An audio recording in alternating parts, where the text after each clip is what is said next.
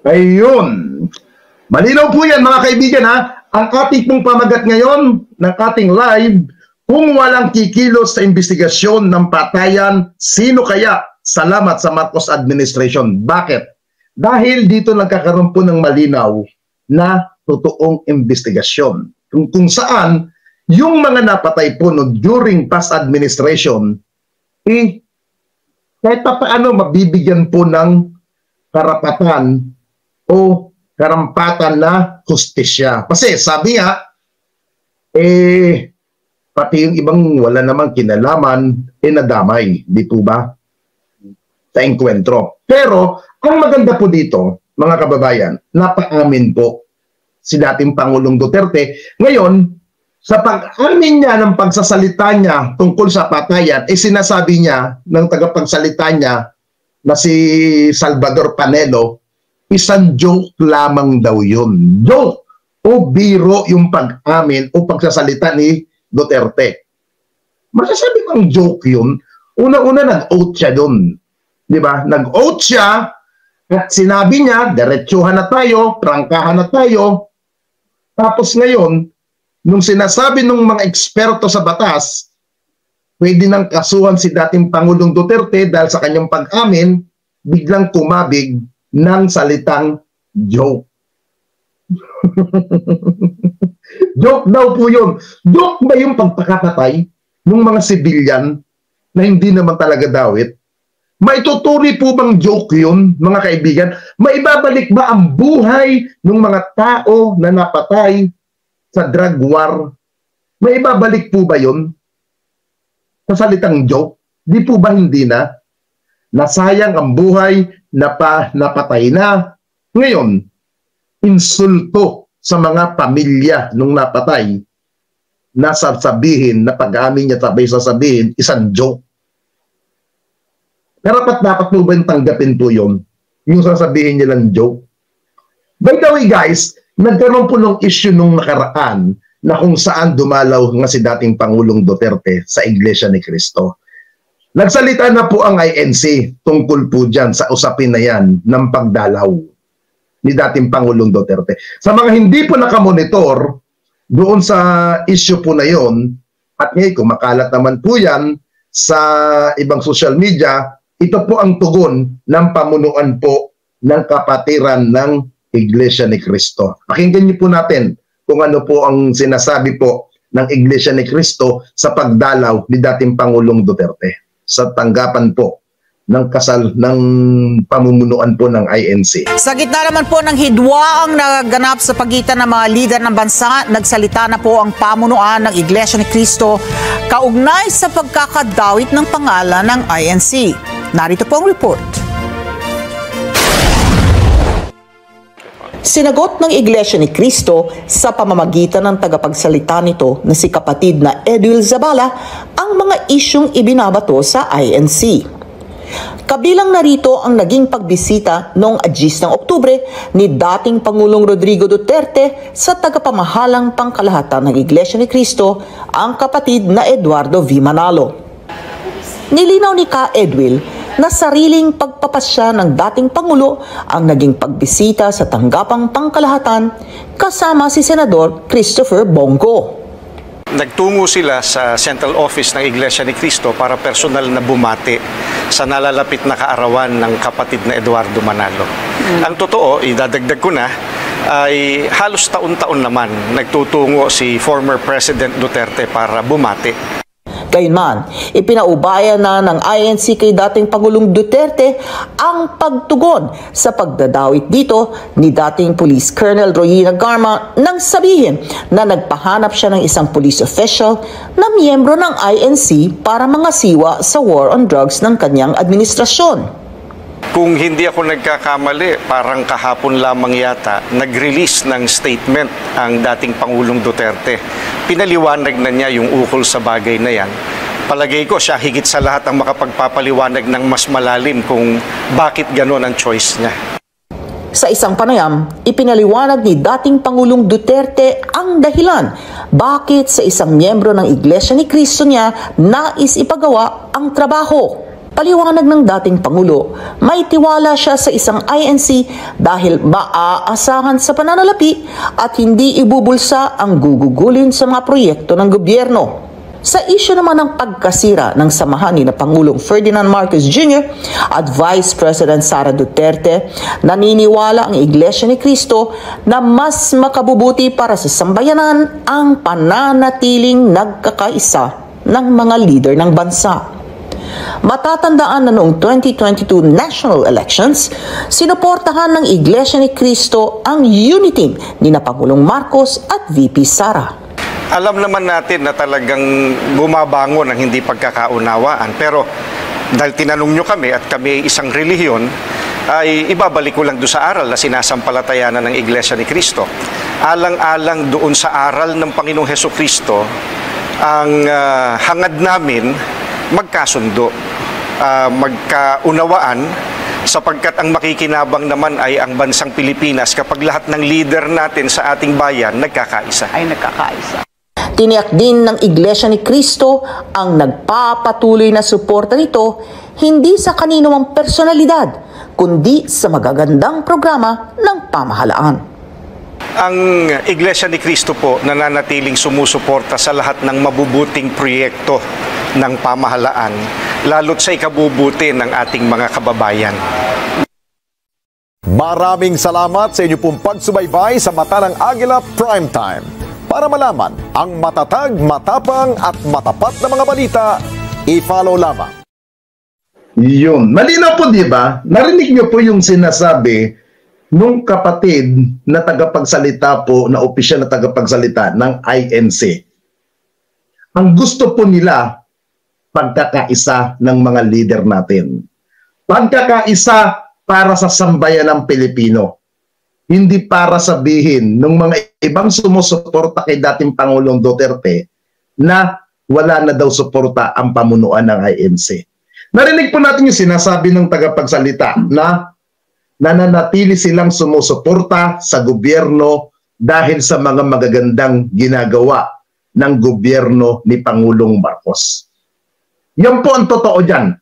Hindi po totoo yung mga ipinapakalat ng mga ibang DDS vlogger na wala na daw suporta ang pamunuan ng INC. Isa pong malaking fake news po yan. Malinaw po sinasabi nila. Ang gusto po nila, yung may pagkakaisa, na may pakinabang ang ating mga kababayan. At yung magandang mga programa ng gobyerno, doon sila sumusuporta. Hindi dahil sa isang politika, hindi dahil sa isang personalidad. Ngayon mga kapatid, balikan natin. Sino ba ang nagsimula ng gulo sa pagitan ni VP Sara at ni Pangulong Marcos at ni dating Pangulong Duterte? Sino po ba? Hindi po ba ang pamilya ni dating Pangulong Duterte? Simula't simula, sila ang umatungal, sila ang nagparatang kung ano-anong mga pinagsasabi sa kasalukuyan, administrasyon, kung ano-anong mga patutsyadang sinasabi nila. Sumasagot ba ang administrasyon? Hindi. Kahit si House Speaker Martin Romualdez, wala tayong maririnig na siniraan niya si Sara. Wala tayong maririnig sa bibig ni First Lady o ni House Speaker Martin Romualdez, kahit sa bibig ni Pangulong Marcos. Wala tayong maririnig na umatake yung tatlong top government official na yung dalawang top government official. Si First Lady, hindi naman official ng gobyerno, asawa siya ng Pangulo. Hindi tayo nagkarinig ng salita sa mga yan. Hindi sila pumapatol. Bangkos, anong ginawa ni Pangulong Marcos? Yung pinaratangan niya si Pangulong Marcos, yung sinabi ni VP Sara, na hindi daw karapat-dapat dahil wala daw ginagawa ang Pangulo at hindi niya daw kayang pamunuan ang ating bansa. Anong sagot ni Pangulong Marcos sa kanya? Kung napanood niyo po yun, ito pa papakita ko sa inyo yung sinabi ni Pangulong Marcos. Imbis magsalita si Pangulong Marcos agad sa mga sagot ni Sara, ito pong sagot ni Pangulong Marcos sa kanya. Tinawanan lang ni Pangulong Bongbong Marcos ang banat sa kanya ni Vice President Sara Duterte na hindi siya marunong maging presidente. Ang relasyon naman ng magkaibigang VP Sara at Senator Amy Marcos tila nanlalamig daw. Nasa frontline ng balitang yan si Ria Fernandez.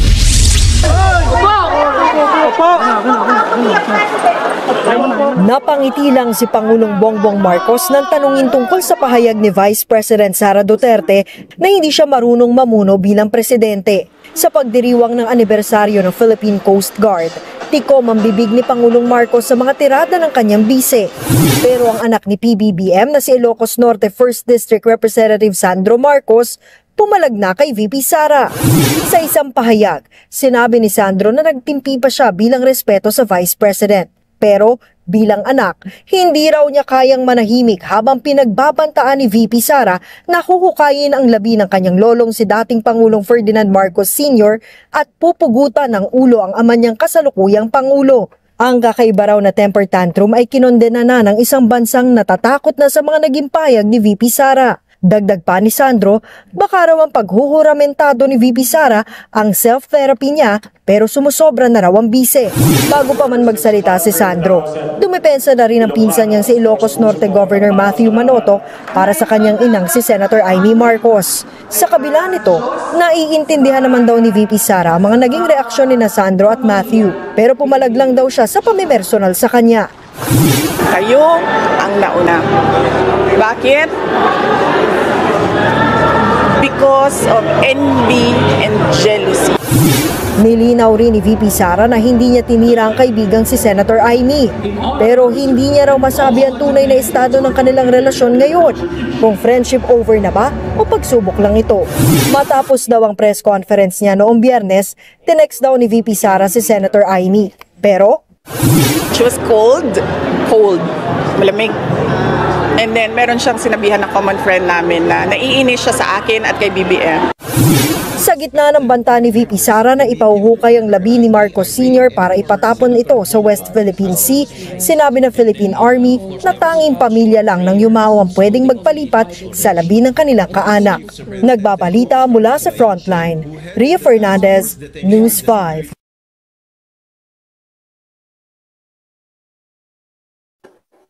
Yun. Narinig niyo po yung sagot ng Pangulo?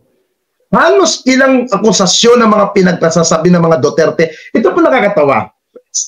Nagsalita si Sara, di ba, doon sa dulo ng video, na kung saan sinabi niya, kayo ang nagsimula. Anong ibig niya sabihin na kayo nagsimula? Sino ba umatake sa simula't-simula? Pinapanatili ni Pangulong Marcos, nila House Speaker Martin Romualdez, ang sinasabing unity. Pinapanatili ng gobyernong ito ang pagkakaisa sa pagitan ng Duterte at ng gobyerno ni Pangulong Marcos. Sino ba ang lumalayo sa gustong mangyari? Sino po? Di po ba ang mga Duterte? Natural, kung nagsalita man si Congressman Sandro, anak siya. Anak, apo, lolo niya, yung sinasabi ni Sara na ipapahukay niya ang labi ni dating Pangulong Marcos Sr. Normal sa isang miyembro ng pamilya, mga kaibigan, na maglabas ng sama ng loob. Normal sa isang apo na kagaya ni Sandro Marcos. Normal yun na magkapagsalita siya ng hindi maganda dahil usapin yung sinasabi niya na ipapahukay, itatapon sa West Philippine Sea. Normal yun na magalit tong apo Lolo niya yun. Dahil yung tatay niya ay nagmula doon sa lolo. Normal yun. Ha? Yun. Doon nakapagsalita. Ngayon, yung tatay ba ni Sandro, nagsalita pa? Hindi. Di ba nakita natin, tawa lang ang sinagot. Pagpapakita na tama ang sinasabi nung nag-comment na to. Tama ang sinabi na nag-comment na to. Mabuti at matalino ang puso ng ating presidente. Ganyan talaga ang mga Marcos. Di ba? Yan sila galit. Ang mga gago, gusto nila, pag inatake nila si PBBM, ang atake din si Pangulong Marcos. Ang kaso hindi nila ka-level si Pangulong Marcos Hindi nila ka-level. May utak yung mama at nagtatrabaho, may pinag-aralan. Sumasagot lang si Pangulong Marcos doon sa karapat-dapat sagutin. Pero yung mga taong balasubas na harap-harapan siyang sinasaksak, iba po yun. Ha? Iba po yun.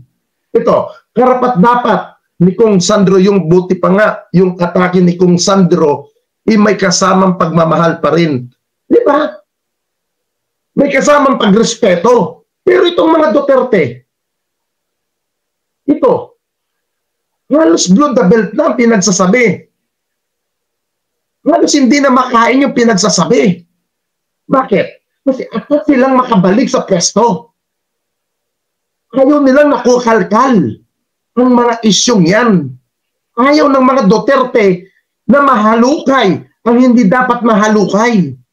Ang gusto ng mga Duterte, maging sunod-sunuran sa kanila si Pangulong BBM. Yan ang gusto ng mga Duterte. Eh, hindi po pwede yan.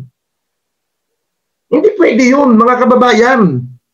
May tamang oras nagtitimpi ang Pangulo.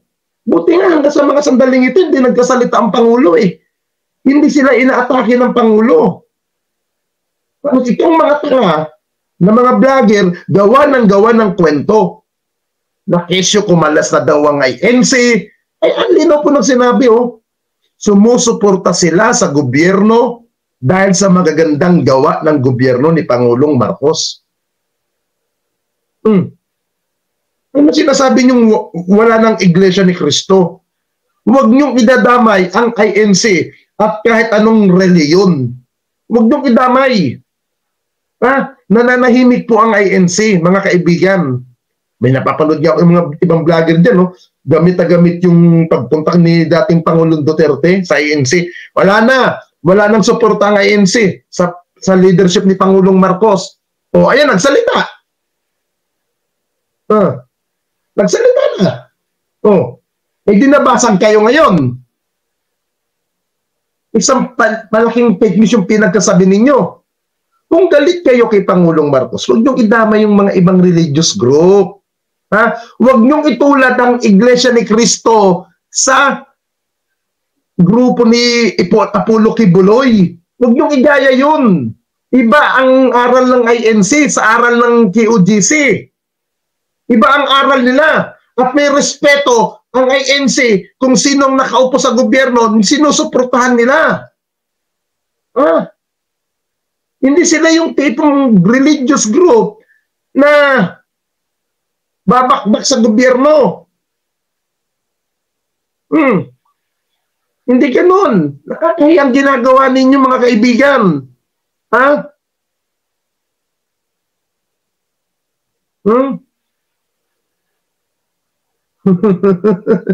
Huwag kayong ganun, mga ungas. Ha? Nakakatawa kayo. Dahil maayos ang relasyon ng INC at ng gobyerno. Sabi nga, meron nga tayong batas na tinatawag na separate state and government. Iba ang gobyerno, iba po ang pamahalaan at ang mga religious. Gusto nyo lang kasi mag-away-away ang gobyerno. Pag-away-awayin yung mga tao. Yan ang gusto ninyo. Ayaw ninyo na magtagumpay ang gobyernong ito. Di ba? Yan naman ang agenda ng mga Duterte. Ayaw nila na mag-success o maging matagumpay ang gobyerno. Ayaw nila. Kasi ang gusto nila, lalong magkalitsi-litsi ang gobyerno para ang bida ay ang mga Duterte at si Sara Duterte. Yan ang gustong mangyari ng mga halipuro si Digong. Sirain, ipahiya. Di ba? Ganun ka ang problema ninyo. Ha? Boss Ding, totoo ang sinasabi ng karamihan na baliw na si Sara. Need na ninyang magpunta sa specialist. Lahat sila mga Duterte. Sabi mo, sira ulo si Sara. Pero yung litrato mo, kita mo yung litrato mo dyan sa FB account mo, natatawa naman ako sa'yo. Ha? Huwag niyong sasabihin ninyo, babalik ka rin ninyo. Si Sara ang inaatake. Hindi si Sara ang inaatake, pinapasagot lamang siya. Saan niya dinala ang pera ng gobyerno? Pera ng mamamayang Pilipino. Yun ang gustong malaman ng ating mga kababayan at ng Kongreso. Saan nga ba dinala? Di ba? Hamilitan ko sinasabi, kung wala kang itinatago, wala kang ginagawang kalokohan, tatanungin ka, nasagot ka ng diretsyo. Ngayon, dahil hindi mo masagot, hindi mo kayang ipaliwanag kung saan mo dinala, hindi po malayong magdudahan natin at pag-isipan natin na napunta ang pera sa hindi tamang napuntahan. At normal po yun dahil naghahantay ang tao sa kasagutan ni Sara. Kaya kung anuman ang impeachment na darating kay Sara, yan ay dahil sa nabutasan siya. Nabutasan siya. At aminado naman si Sara na sinasabi niya, talagang patay na siya ng impeachment dahil alam niya sa sarili niya. Ha? Alam niya ang katotohanan na talagang impeachable ang kanyang ginawa. Ha? Impeachable ang kanyang mga pinaggagawa dahil yung pera ng bayan hindi niya napunta sa dapat puntahan. Napunta ata sa ibang maling gawa. Kaya dapat lang ang ginawa. Ha? At kaya ngayon pa lamang, nagdadrama-drama na si BP Sara para kumuha ng simpatya. Kumuha ng mga tangang follower. Ha? Ito, sana na matuloy na nga ito eh. Posibleng humantong sa kasong graft, corruption at betrayal of public trust ang umano'y hindi may paliwanag na paggastos ng confidential funds ni Vice President Sara Duterte. Iniyayag ng House Committee on Good Government and Public Accountability na may batayan ang impeachment complaint laban sa Vice Presidente dahil sa 16 million pesos na ginamit sa safe houses at 15 million pesos naman sa Youth Leadership Summits na walang malinaw na paliwanag.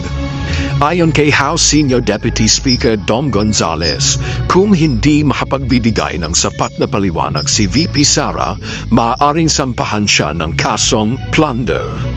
Those two instances masasabi po natin ay ground for impeachment because obviously there was a betrayal of public trust sa tsahayungan.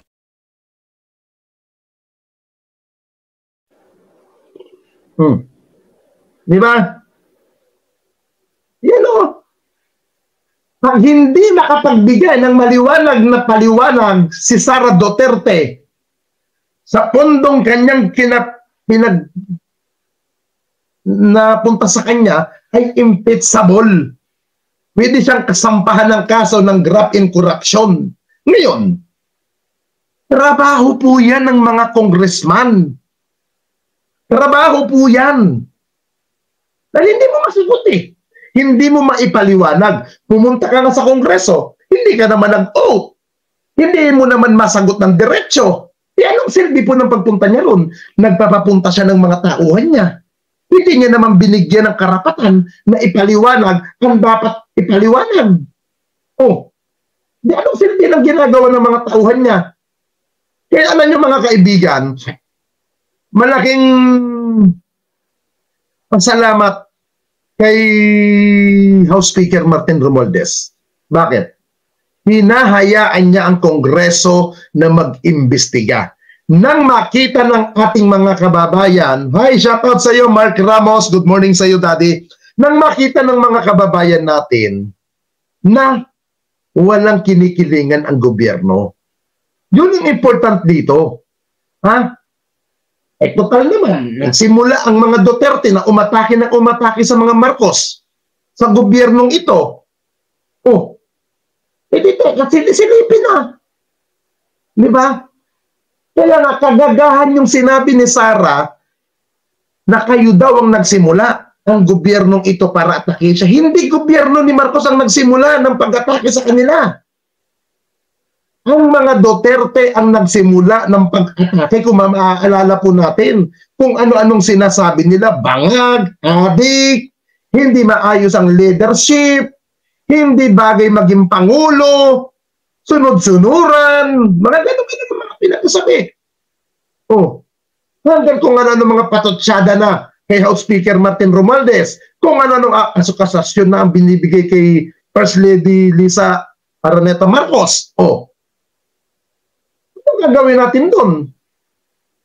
Di ba? Ngayon, mapanira na ba yun? Kasi ang gusto kasi ng mga Duterte, maging sunod-sunuran sa kanila. Ang mga Marcos. Hindi naman po pwede yan. Hindi naman katanga. Alam niyo mga kaibigan, ako naniniwala ako, si Sara hindi tanga. Hindi boba yan. Hindi po biro ang pag-aaral ng abogasya. Hindi biro ang pagkuha ng course ng abogasya. Mga kababayan.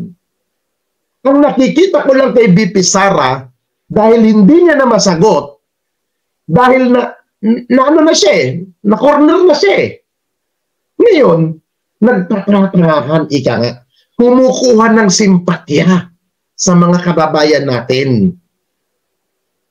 Kumukuha lang sila ng simpatya. Yun lang ang gusto nila. Para magmukha silang inosente, magmukha silang kawawa. At palabasin na masama ang gobyernong ito. Yan ang gusto nilang mangyari, mga kaibigan. Kaya nga, alam nyo, napakahalaga ng ginagawa ng Quadcom, mga kaibigan. Suportahan natin ang Quadcom. Dahil nakikita natin, ang Quadcom ay nagtatanong ng maayos na para sa pangkalahatan at malaman ng mga kababayan natin na ano ba ang ginagawa ng Quadcom. Di ba? Yun ang pinaka-important dito. Yung mailabas ang katotohanan. Alam nyo, hindi naman po pinapasama ang PNP kung nasangkot man sila, yung ibang mga kapulisan natin, kung nasangkot man sa ganung crime, hindi naman po lahat ng kapulisan pinapasama dito Lagi po natin sinasabi ko po mga kababayan, mas marami pong matinong pulis.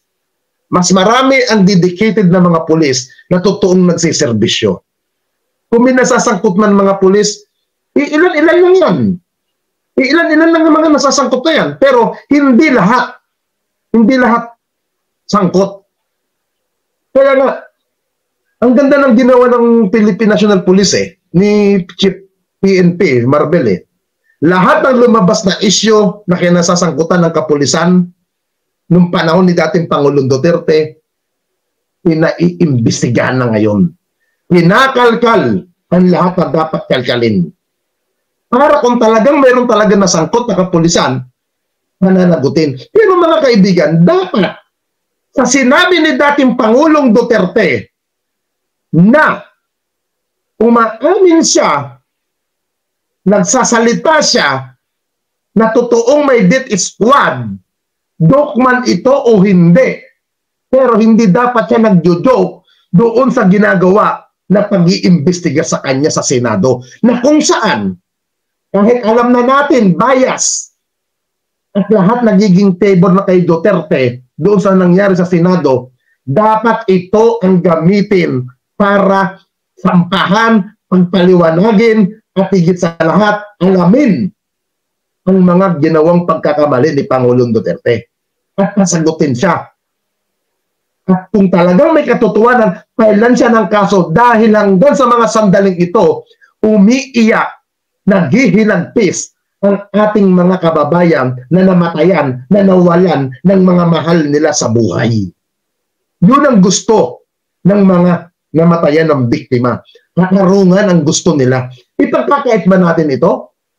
Natingin ko hindi naman ipagkakait ng gobyerno dahil naghahantay ang gobyerno.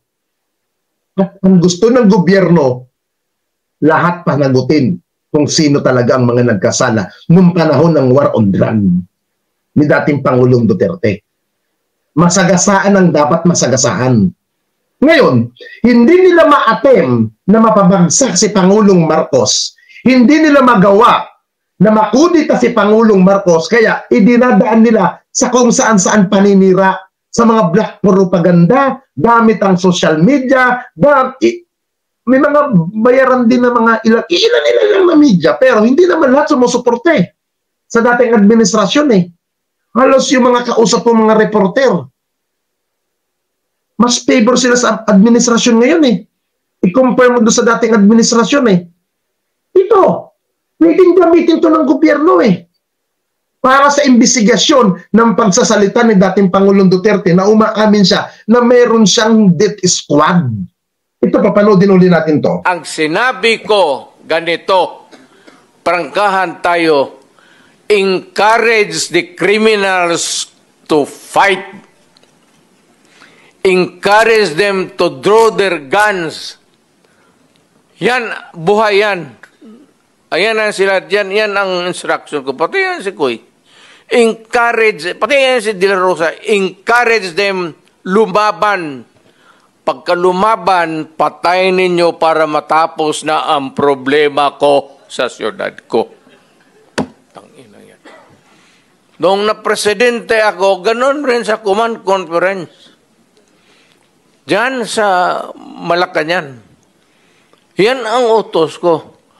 Bakit ko pagbigyan important? Mag-criminal, they go after the innocent people robbing. Mabutit na lang sana kung aakyat ng bahay. Mayor ako matagal. Aakyat ng bahay, magnakaw, re-rapin yung bata, re-rapin yung babae, tapos papatayin. Kung ikaw ang mayor, how do you deal with the problem? Ano kaya ang tingin ninyo sa... Hindi... I'm... Na, alam niyo doon sa mga basher, pumutak lang kayo ng pumutak dyan, tatawanan ko lang kayo. Yan lang ang gagawin ko sa inyo. Una-una, di naman kayo nagpapakita ng mga mukha ninyo. O ano credible ninyo? Hanggang comment lang naman kayo. Di walang silbi ang comment ninyo. Di ba? Yun lang, sa mga basher dyan, wala akong panahon sa inyo. Una-una, sayang. Sayang ang oras ko sa inyo. Sayang. Magbigti na lang kayo, mga buwaka ng ina ninyo. Ha? Magbigti na lang kayo ng maayos ang buhay ninyo, mga puki ng ina ninyo.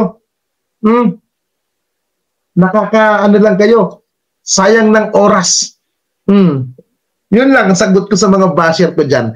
Pumutak kayo ng pumutak, ngumaungaw kayo ng ngumaungaw, wala akong pakialam. Ha? Dahil mga tanga kayo eh. Mga tangat bobo.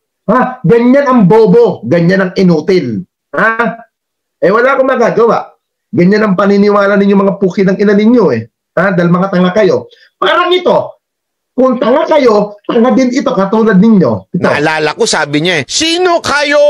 Di, naalala ko sa preaching niya yan eh. Ako ang may-ari ng kalangitan at ng lupa. Ang Diyos Ama ang aking tatay. Naalala ko yan eh. Ang kingdom ay akin. Di ba? Sino kayo ngayon? Gamitin mo ngayon yan, Brad. Yan ang inaantay ko eh. Di ba? Kung talagang propeta ka na you are claiming to be, patalsikin mo na. Hindi ko siya binabatikos ha. Binabalik ko lang sa kanya yung lahat na sinasabi niya. Sinabi niya kasi yan. Alam niyo kung bakit yung sinasabi to? Simpleng-simple. Akala ko ba, sabi mo noon, ikaw ang appointed. Ikaw lahat. Ikaw ang pinakamakapangyarihan. E di patigilin mo na itong gobyerno natin na magkatapos-tapos na itong problema natin sa bayan. Di ba ganun lang naman kasimple yun?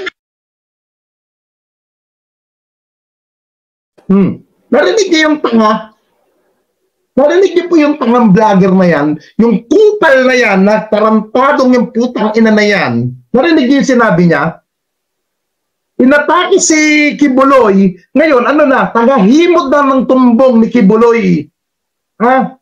Tagahimod na ng puwet ni Kibuloy na kung saan putak na rin ang putak na pabor kay Kibuloy. Ito nakakatawa eh. Bakit kayong mga naniniwala kay Kibuloy? Bakit hindi kayo magmiyembro sa kanyang grupo? Bakit hindi kayo magpabautismo sa kanyang organisasyon? Bilib na bilib pala kayo kay Kibuloy. Pinupuri ito. Pinupuri ni Barat kayo. Bakit hindi nyo samahan si Kibuloy sa kanyang laban? Bakit hindi kayo magpabautismo sa kanyang reliyon? Nang magkalaman natin na malaki ang pananampalataya nyo kay Kibuloy. Ba't hindi kayo magpabautismo, mga puki ng ina ninyo?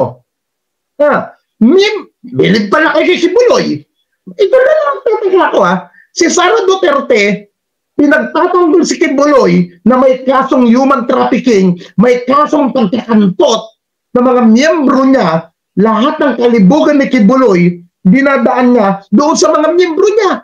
Sabi ko nga nung isang linggo, mga kaibigan, si Kibuloy, kaya niyang kumuha ng babaeng bayaran. Kahit 100 babae kaya niya. Sa sobrang daming pera ni Kibuloy. Di ba? Sa sobrang daming kwarta ni Kibuloy, bakit hindi siya kumuha ng babae? O ito pa, ito. Jason sa, sige na, pamember ka na. O, di ba? Ayan. Yung gurang na amoy lupa na yan. O, yun si Jason sa. Bakit ang mga yan hindi nagpapamembro? Kasi alam din nila sa sarili nila, alam din nila sa kaisipan nila na sadyang malibog din si Kibuloy at hindi nila mapagkakatiwalaan ni si Kibuloy. Di ba? Bakit sila nagdedepensa kay Kibuloy? Dahil sa salapi, kwarta. Ha? Sa kwarta ang ibinibigay ni Kibuloy sa kanila. Kita nyo ano nakaraan? Kita nyo ano nakaraan? Nag-abroad pa sila, pumunta pa ng Macau, Hong Kong, pinalamon sila doon ng mga vlogger. Ayun, yung mga patay gutom, todo suporta ngayon kay Kibuloy. Todo himod ang mga puki ng ina. Dahil nga, nakapag-abroad daw sila dahil kay Kibuloy. Di ba nga, sabi nga ni Imbakulaw, yung Bakulaw na patay gutom na si Dada. Sana bigyan doon ng chance si Kibuloy na magawa niya ang dapat magawa sa bansang Pilipinas. Ano gagawin niya rito? Lahat ng babae sa Pilipinas, pag-iiyutin niya, ha? Kantutin niya ang lahat, ha? Yan ba ang gusto niyo? Mga puki ng ina ninyo, mga tanga, mga bobo, mga inutil, mga buwaka ng ina ninyo. Bago ako maniwala sa mga pinagkasabi ninyo, itry nyo na muna magpamember sa sektan ni Kibuloy. Ha? Pag nagawa nyo yan, ha? Dun, sasangkayon ako, natutuo talaga sinasabi ninyo na mabuting tao si Kibuloy. Ha? Sige nga, Balatbay. Magmembro ka nga dyan. Ha? At dito, harapin mo na lang yung problema ninyo kay General Torre. Yun ang pinaka-the best dito, mga putang ina ninyo. Ha? Yan ang... Ay, nga pala. Speaking of General Torre, doon ko sasabihin kay General Torre yun. Sir, may security police si Byron. Ito po yung mukha. Ha? Naku po, yari ka ngayon. Ha? Pagpapaliwanagin yung security mong yan ni General Torre. Bakit doon ka nakano? Sino nagbigay sa'yo ng authorized na maging security ka niyan? Naku po, yari na. Ha? Bakit may? Nagjakol ka naman putang ina mo ka. Naalala ko, sabi niya sino kayo? Di naalala ko sa preaching niya yan Ako ang may-ari ng kalangitan at ng lupa. Ang Diyos Ama ang aking tatay. Naalala ko yan Ang kingdom ay akin. Di ba? Sino kayo ngayon? Gamitin mo ngayon yan, Brad. Yan ang inaantay ko Di ba? Kung talagang propeta ka na you are claiming to be, patalsikin mo na. Hindi ko siya binabatikos Binabalik ko lang sa kanya yung lahat na sinasabi niya. Sinabi niya kasi yan. Alam niyo kung bakit yung sinasabi to? Simpleng-simple. Akala ko ba, sabi mo noon, ikaw ang appointed. Ikaw lahat. Ikaw ang pinakamakapangyarihan. Di patigilin mo na itong gobyerno natin na magkatapos-tapos na itong problema natin sa bayan. Di ba ganun lang naman kasimple yun?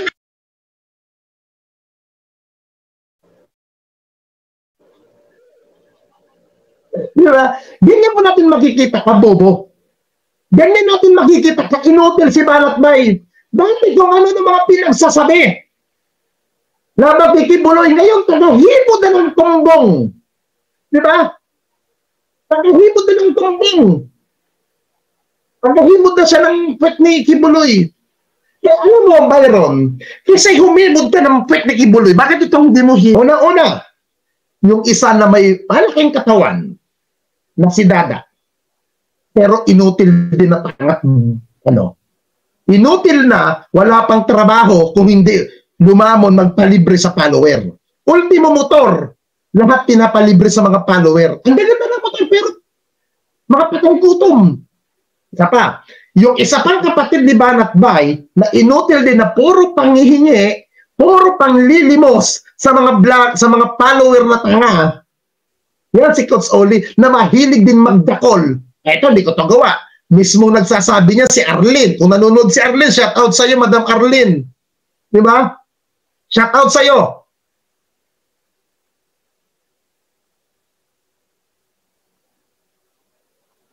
Oh, di ba? Alam niyo mga kaibigan, ito.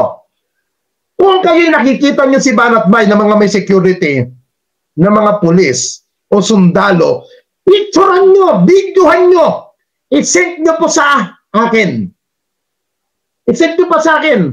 Ibibigay ko yan kay Secretary Gibo at sa PNP. Ibibigay ko yan para makita natin yung mga security niya na authorized ba yun. Kasi kung authorized yun, tapos binabakbakan mo ang gobyerno, winawalang hiya mo ang gobyerno, sa gobyerno ka humingi ng security? Di ba?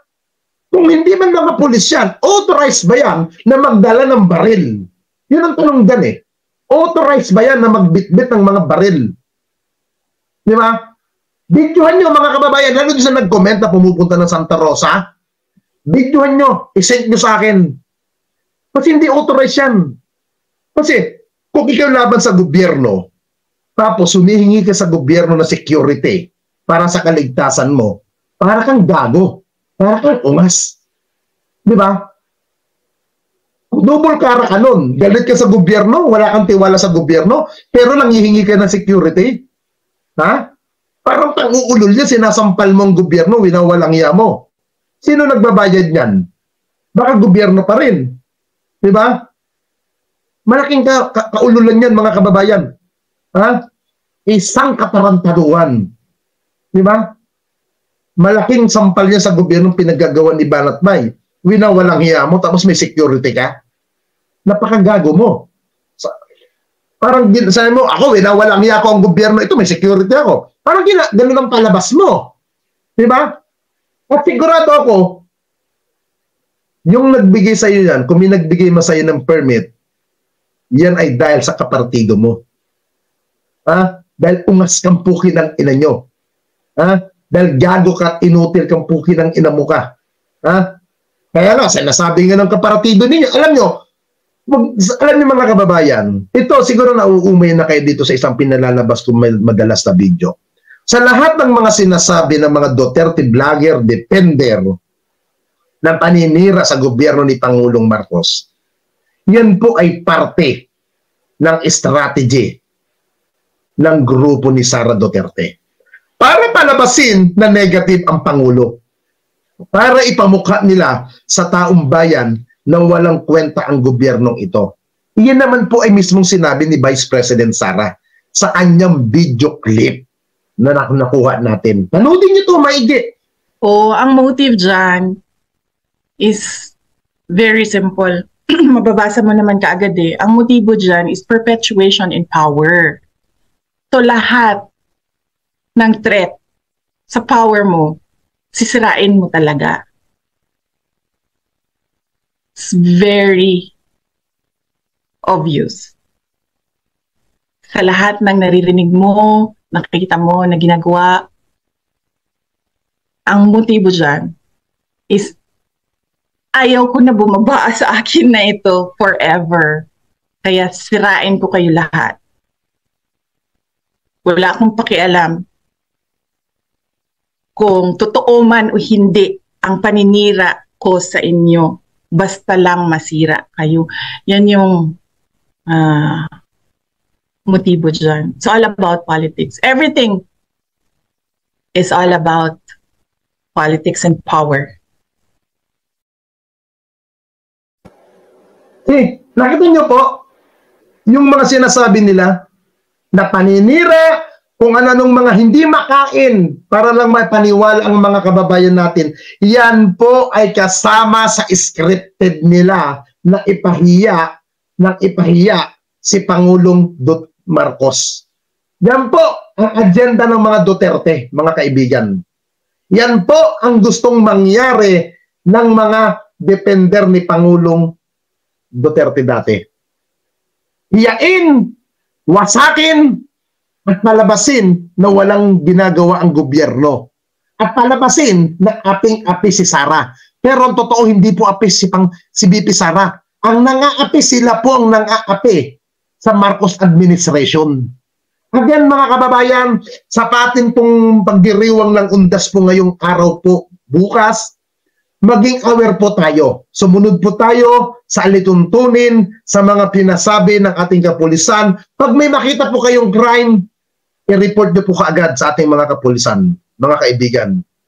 Iparating po natin kaagad sa mga sa ating authority nang magawan po ng paraan at masuplong po ang dapat isuplong nyo. Again, mag-ingat po tayo sa mga pupunta ng sementeryo at sa mga uuwi ng probinsya. Huwag po basta kayo makikipag-usap sa mga taong hindi nyo po kilala para hindi po kayo mabiktima ng salisigang. At kung kayo po iuwi sa mga probinsya po ninyo at wala pong matitira sa bahay po ninyo, ipagbiling nyo po sa mga kapitbahay ninyo na pwede nyo po pagkatiwalaan para po masilip po ng mga kapitbahay nyo na ang bahay nyo maging maayos. At higit sa lahat, makipagtulungan po tayo. Again, ipagdasal po natin ang ating mga mahal sa buhay, ipagdasal natin ang ating gobyerno. Hindi po magtatagumpay si Pangulong Marcos kung tayo ay hindi nakikipagsuportahan sa gobyerno. Tulungan natin ang gobyerno ni Pangulong Ferdinand Romualdez Marcos at higit sa lahat, suportahan natin ang Kongreso sa pamumuno ni House Speaker Martin Romualdez. Mabuhay ang Pilipinas, mabuhay ang bansa.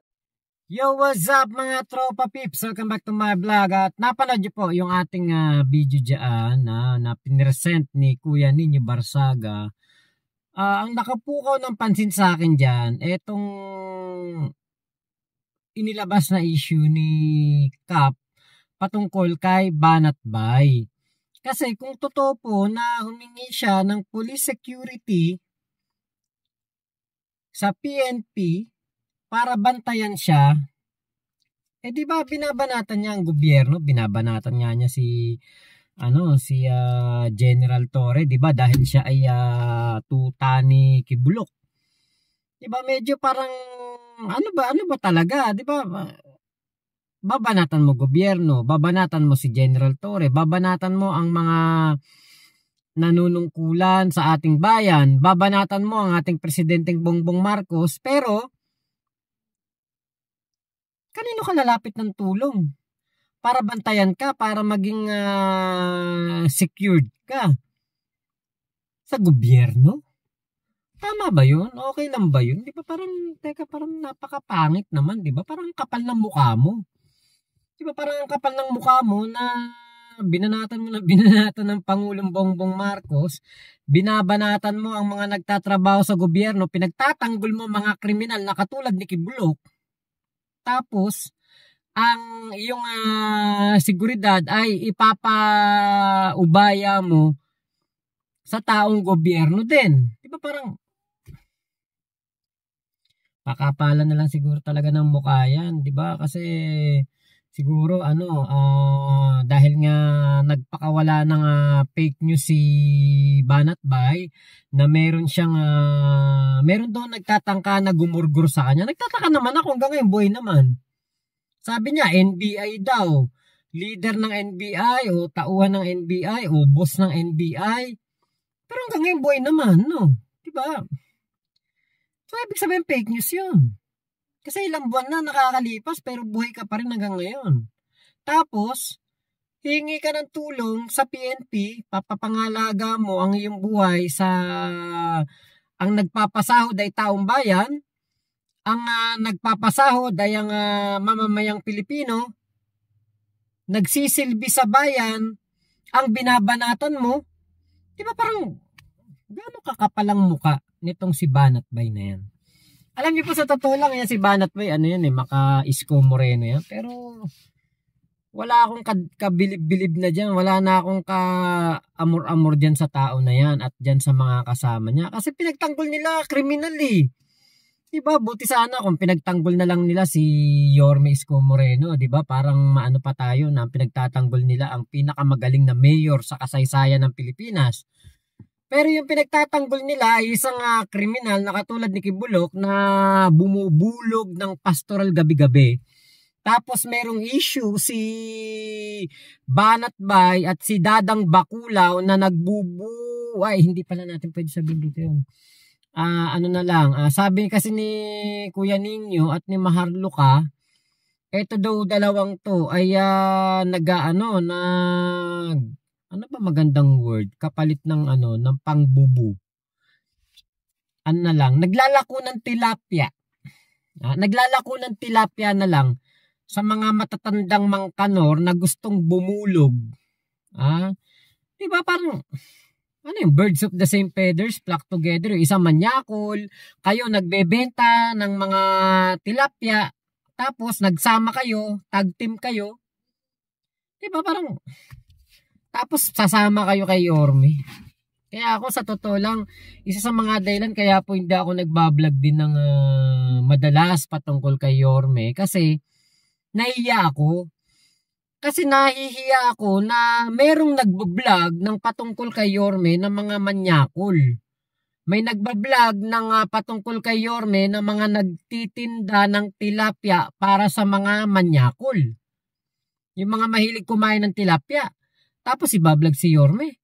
Diba parang napakapangit kong tignan. Kaya ngayon, sabi ko nga sa isip-isip ko nung napanood ko itong vlog ni Kuya Nino Barsaga, kung totoo ito, tapos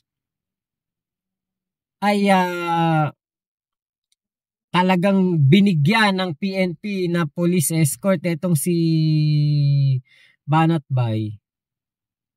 Ano yun? Dapat ba, meron bang pagkakataon? Pwede ba?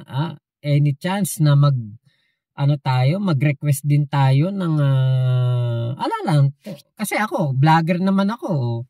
Trip ko lang, mag-request din ako ng police escort, di ba? Kasi, putya, ano ba pinagkaiba namin ni Banat Bay kung ganun? Si Banat Bay nga, pinagtatanggol nga kriminal, binabantayan ng PNP, tapos ako, di ba? Ako isang simpleng tao lang, hindi ako babantayan ng PNP. Di ba? Parang unfair naman yun. Di ba? Ewan lang natin, kung talagang totoo po yan, yung issue na yan, na pinakawalan ni Kuya Nino Barsaga, na meron pong bantay na kapulisan, etong si Banat Bay. Isang malaking po ito, katarantaduan, at dapat pong silipin kung meron pong mali dito ang PNP. Dapat ireklamo to. Kasi po, ang isang bumabanat sa gobyerno, hindi dapat binibigyan ng bantay o ng police escort. Tapos babanat ka pa din sa gobyerno kung ano-ano sasabihin mo patungkol sa gobyerno. Pagtatanggol mo mga kriminal, kapal naman ang mukha mo, Banat Bay. Diba? Putangin na ba? Magtatanggol ka ng kriminal tapos ngayon matatakot ka sa seguridad mo. Anong kaululan yan?